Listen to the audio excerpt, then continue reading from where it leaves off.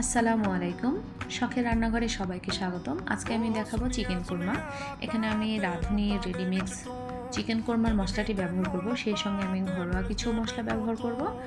আর এখানে আমি দেশি মুরগি নিয়েছি, আপনারা চাইলে লেয়ার ব্রয়লার যে কোনো মুরগি ব্যবহার করতে পারেন। এখানে আমি চিকেনটা খুব ভালোভাবে ধুয়ে নিয়েছি, আর এখানে দিয়ে দিচ্ছি সামান্য একটু লবণ, আর দিয়ে দিচ্ছি সামান্য একটু টক দই। এখানে লবণ আর টক দইটা আমি খুব ভালোভাবে চিকেনের সঙ্গে মিক্সড করে নেব। আমার মিক্সড করা কমপ্লিট। এই পর্যায়ে আমি 30 মিনিটের জন্য ভালোভাবে ঢেকে রেখে দেব। এখানে আমি চুলাতে একটি কড়াই বসিয়েছি, এখানে আমি তেল দিয়ে দিচ্ছি। তেলটা গরম হয়ে গেছে, এই পর্যায়ে আমি পেঁয়াজ বেরেস্তা করে নেব।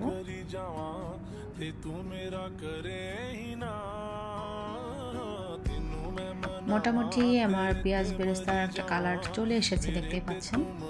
এই সময় চুলার আঁচটা কিন্তু একদম মিডিয়াম রাখতে হবে।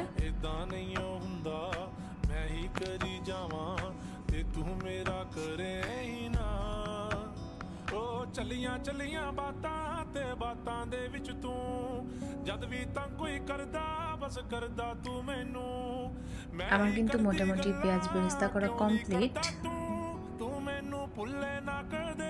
আমি এবার উঠিয়ে নেব। দেখতেই পাচ্ছেন একদম সুন্দর ব্রাউন কালার এসেছে। এবার আমরা সেম তেলে কিছু মশলা ব্যবহার করব। এখানে আমি দিয়ে দিচ্ছি পেঁয়াজ কুচি, দিয়ে দিচ্ছি 2টা তেজপাতা, 2টা লবঙ্গ, আর 2 পিস সাদা এলাচ, একটা কালো এলাচ, আর 1 টুকরো দারুচিনি,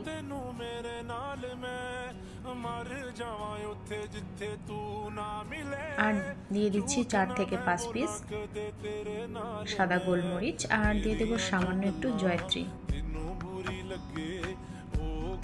আমরা সব মশলাগুলো একটু নাড়াচাড়া করে নেব। আর এ পর্যায়ে আমি দিয়ে দেব পেঁয়াজ বাটা। এখানে আমি পেঁয়াজ বাটা আর কাজু বাদাম বাটা রেখেছি। এখানে পেঁয়াজের পরিমাণটা একটু বাড়িয়ে দেবেন। এখানে আমি মোটামুটি 1 কাপের মতো পেঁয়াজ বাটা নিয়েছি। পেঁয়াজটা খুব ভালোভাবে মিক্সড করতে হবে। এখানে দিয়ে দিচ্ছি 1/2 চামচ জিরা বাটা, 1/2 চামচ আদা বাটা, আর 1/2 চামচ রসুন বাটা। এখানে আমি প্রথমেই বলে নিয়েছি আমি ঘরোয়া কিছু মশলা ব্যবহার করব। আর রাঁধুনি রেডিমিক্সের যে মশলাটি আছে এটা আমি কিন্তু পুরাটা ব্যবহার করব না, এখানে আমি সামান্য কিছু ব্যবহার করব, এই জন্য ঘরোয়া কিছু মশলা আমি দিয়ে দিচ্ছি। আর এখানে দিয়ে দিয়েছি আমি কাজু বাদাম বাটা, আপনারা চাইলে কাঠবাদামটাও ব্যবহার করতে পারেন।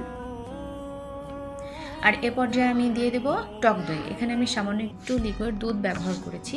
আমি কিন্তু এটা জাল করে নিয়েছিলাম, জাল দিয়ে হালকা একটু ঠান্ডা করে নিয়েছি।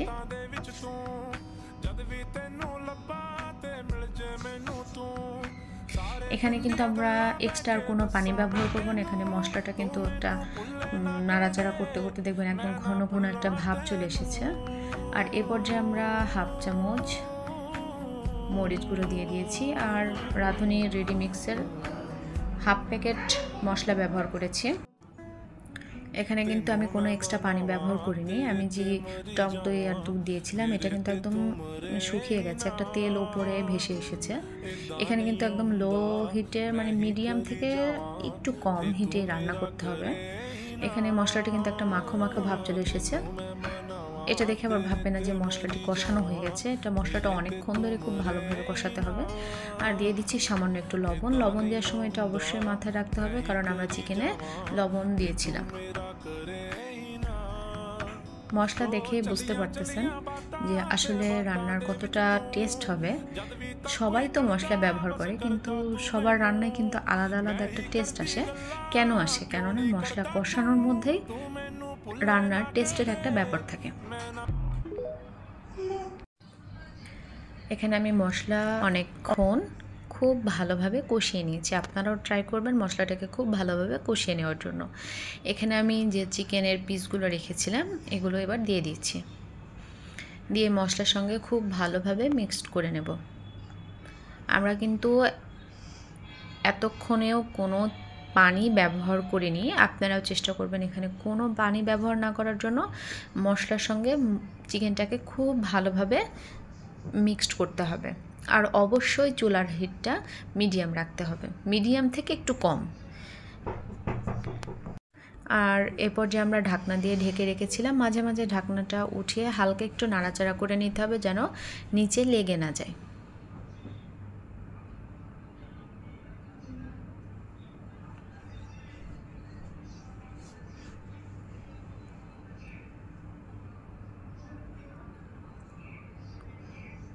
এখানে কিন্তু মোটামুটি আমি অনেকক্ষণ ধরে চিকেনটাকে খুব ভালোভাবে কষিয়ে নিয়েছি। আর এরপর যে আমরা কিছু কাঁচামরিচ দিয়ে দিচ্ছি। আর এখন আমি লিকুইড দুধ ব্যবহার করছি। এখানে আমি 1.5 কাপ লিকুইড দুধ দিয়ে দিয়েছি।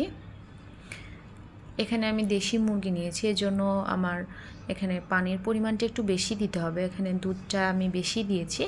আপনারা যদি লেয়ার কিংবা ব্রয়লার দিয়ে করেন তাহলে অবশ্যই দুধের পরিমাণটা একটু কমিয়ে দেবেন, কেননা লেয়ার ব্রয়লার মুরগি সেদ্ধ হতে একটু কম সময় লাগে।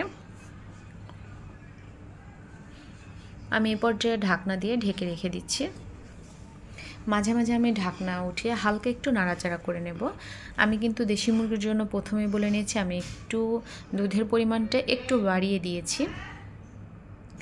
আমরা একদম ঝোলটা ঘন না হওয়া পর্যন্ত হালকা আঁচেই আমরা রান্নাটি করে নেব।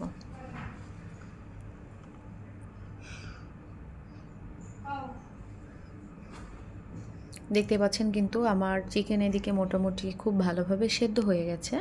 এ পর্যায়ে আমরা পেঁয়াজ বেরেস্তাটা দিয়ে দেব।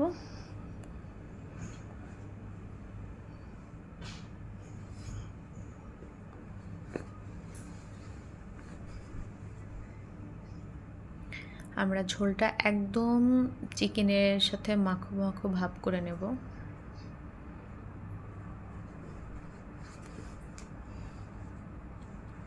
আমার কিন্তু রান্না কমপ্লিট। আপনারা যে ঝোলের পরিমাণটা দেখে আপনারা বুঝতে পারতেছেন কেমন একটা ঘনত্ব এসেছে।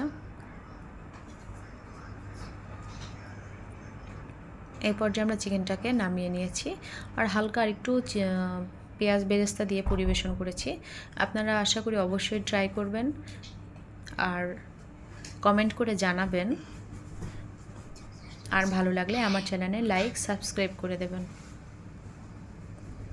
Thank you.